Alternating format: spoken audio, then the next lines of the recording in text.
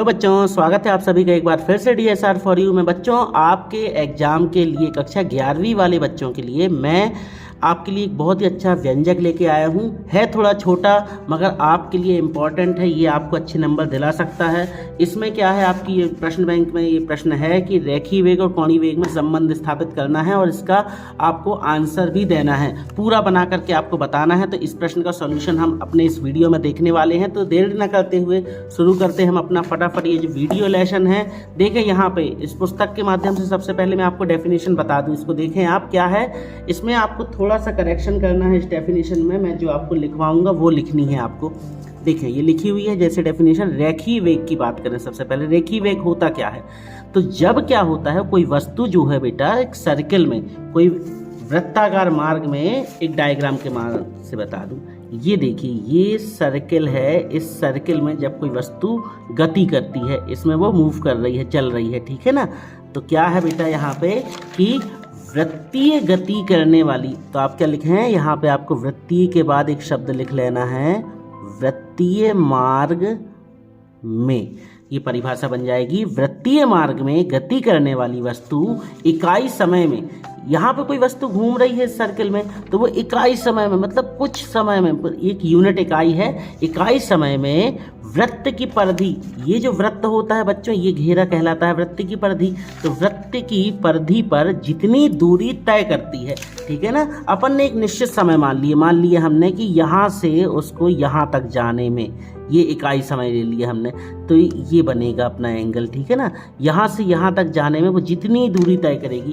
क्या बोल रही है डेफिनेशन कि वृत्तीय मार्ग में गति करने वाली वस्तु इकाई समय में वृत्त की परिधि पर जितनी दूरी तय करती है, ठीक है, उसे हम क्या कहते हैं, उस वस्तु का रेखीय वेग कहते हैं। ठीक है, क्या कहते हैं बच्चों, रेखीय वेग। और इसको काय से रिप्रेजेंट करते हैं, V से, ठीक है।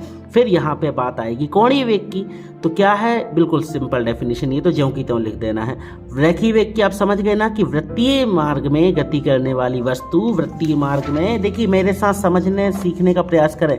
ये है वृत्तीय मार्ग में, तो वृत्तीय मार्ग में गति करने वाली वस्तु इकाई समय में, मतलब एक निश्चित समय में जितनी दूरी तय करती है, यहाँ से यहाँ तक चली वो, तो इसे हम क्या कहते हैं, वस्तु का रेखीय वेग कहते हैं। और कोणीय वेग क्या, कि वृत्तीय गति में समय के साथ कोणीय विस्थापन में जो परिवर्तन होता है, क्या, वृत्तीय गति में, ये जो वस्तु रही एक वृत्ताकार मार्ग में गति कर रही थी, तो इसकी गति कैसी होगी बच्चों, वृत्तीय गति होगी। तो ये बोल रहे हैं वृत्तीय गति में समय के साथ, यहाँ पर टाइमिंग को लेकर कोणीय विस्थापन में जो परिवर्तन होता है उसकी दर को हम क्या कहते हैं, कोणीय वेग कहते हैं। इसे हम ओमेगा से दर्शाते हैं। ओमेगा बराबर होता है कोणीय विस्थापन बटे समय अंतराल, तो del theta upon del t, ये हो गया। अब हमें बच्चों इसमें संबंध स्थापित करना है। देखें यहाँ पे ये है पूरा, ये डायग्राम बनाना है आपको यहाँ पे। अब स्क्रीनशॉट लेके निकल मत लेना था, समझ लो आप बच्चों, मैं आपको समझा दे रहा बहुत इजीली वे से। देखें ये लिखा है, टाइम नहीं खराब करूँगा, जल्दी जल्दी मैं आपको बता दे रहा। माना कोई कण O केंद्र, देखें ये है चित्र आपके सामने, एक वृत्त बना है, इसमें ये जो O है ये केंद्र कहलाएगा। माना कोई कण O केंद्र और R त्रिज्या, ये जो त्रिज्या है R त्रिज्या के वृत्तीय मार्ग में, इसमें कोई कण है ये राउंड मार रहा है, घूम रहा है, ठीक है ना। वृत्तीय मार्ग में कोणीय वेग ओमेगा, इसका जो वेग है यहाँ पे वो कोणीय वेग है, ओमेगा से क्या है, गतिमान है, गतिमान है, ठीक है। अब जो कण है सूक्ष्म समय अंतराल, एक निश्चित समय अंतराल, यहाँ से यहाँ तक के बीच की टाइमिंग की बात कर रहे हैं, यहाँ से यहाँ तक सूक्ष्म समय अंतराल डेल टी में ये जो टाइमिंग लगी, यहाँ से यहाँ तक जाने में ये कितना टाइम लगा, डेल टी में। वृत्त की परिधि, ये पूरी वृत्त की परिधि थी, वृत्त की परिधि में डेल एस दूरी तय करके पी से क्यू तक चला जाता है, पी से क्यू तक चला जाता है। इतना आप समझ गए होंगे।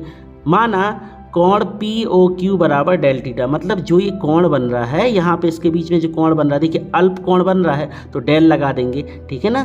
कौन सा कोण बनेगा, POQ पे कौन सा कोण बना, अल्प कोण, तो अल्प के लिए डेल लगाते हैं, तो डेल थीटा। बन तो थीटा कोण रहा था मगर यहाँ पे बनेगा अल्प कोण, थोड़ी सी वैल्यू निकाल रहे हैं ना, तो डेल थीटा ये आ गई, कोण POQ बराबर डेल थीटा।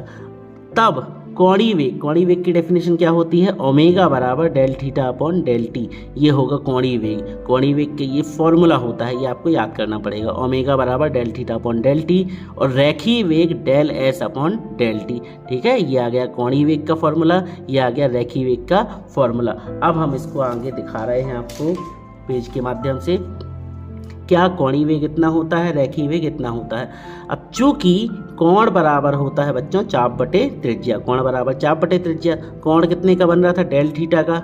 चाप क्या होता है, ये जो बेटा ये चाप काटा जाता, चाप अपन ऐसे काटते हैं ना परिधि रख के परकाल के माध्यम से, ये चाप, तो यहाँ पे ये चाप बन रहा था, कितना चाप बन रहा था, डेल एस, तो ये आ गया डेल एस बटे आर, त्रिज्या आर रही, ये आ गया समीकरण 3। अब हम क्या करें, समीकरण 3 से डेल थीटा का मान समीकरण 1 में रख दें। समीकरण 3 ये था हमारा, डेल थीटा का मान ये आया, इसको हम समीकरण 1 में रख दे रहे, तो यहाँ पे जो डेल थीटा रहा इसकी जगह पे हम डेल एस अपॉन आर कर दें, तो ये कर दिए हमने ओमेगा बराबर डेल एस अपॉन आर, ठीक है, बटे del theta, del S upon R, upon आ गया डेल टी, डेल टी कहाँ से आया, ये वाला डेल टी था।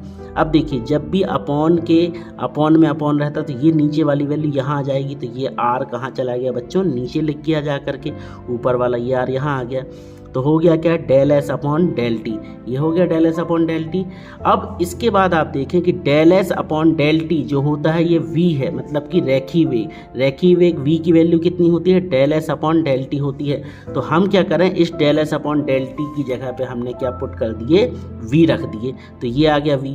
अच्छा ये जो r रहा नीचे था, तो r का हमने ट्रांसफर करे, तो ये गुणा से भाग में चला गया, भाग से जो गुणा में चला गया, तो ये हो गया आर ओमेगा बराबर v, या हम इसको लिखते हैं v बराबर आर ओमेगा। तो यही अभीष्ट संबंध है। लास्ट में आपको ये लाइन लिख देना है बहुत अच्छे से कि स्पष्ट है एक समान वृत्तीय गति करने वाले कण का रेखीय वेग उसके कोणीय वेग, क्या एक समान वृत्तीय गति करने वाले कण का जो रेखीय वेग होता है ये उसकी कोणीय वेग और उसकी त्रिज्या, वृत्तीय मार्ग की त्रिज्या के गुणनफल के बराबर होता है। ये हो गया बच्चों हमारा पूरा कंप्लीट व्यंजक। आशा करते हैं आपको समझ में आया होगा। देखें एक बार पूरा आप इसका स्क्रीनशॉट ले लें। आपको ये लिख देनी है बच्चों यहाँ से डेफिनेशन, रेखीय वेग की डेफिनेशन ये लिख देनी है, कोणीय वेग की डेफिनेशन ये लिख देनी है। यहाँ पे आप करेक्शन कर लेना, क्या लिखोगे, रेखीय वेग वृत्तीय मार्ग में गति करने वाली वस्तु इकाई समय में वृत्त की परिधि पर जितनी दूरी तय करती है उसे उस वस्तु का रेखीय वेग कहते हैं। और कोणीय वेग की डेफिनेशन लिखी हुई है, तो ये लिख देना आप। फिर आपके सामने ये पूरा आपको ये डायग्राम बना लेना है यहाँ से देख करके, ठीक है। और यहाँ से ये आपको कहाँ तक लिखना है, यहाँ तक पूरा लिखना है। उसके बाद मैंने आपको पूरा पेज में सॉल्व करा दिया है ये, तो आप ये वाला पूरा आपको यहाँ से ऐसा पूरा लिख देना है।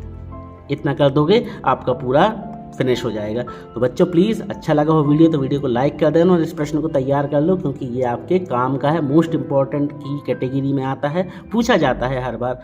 तो मिलते हैं बहुत जल्द कोई और नई वीडियो के साथ जिसमें होगी और भी नई जानकारी। तब तक पढ़ते रहिए, बढ़ते रहिए।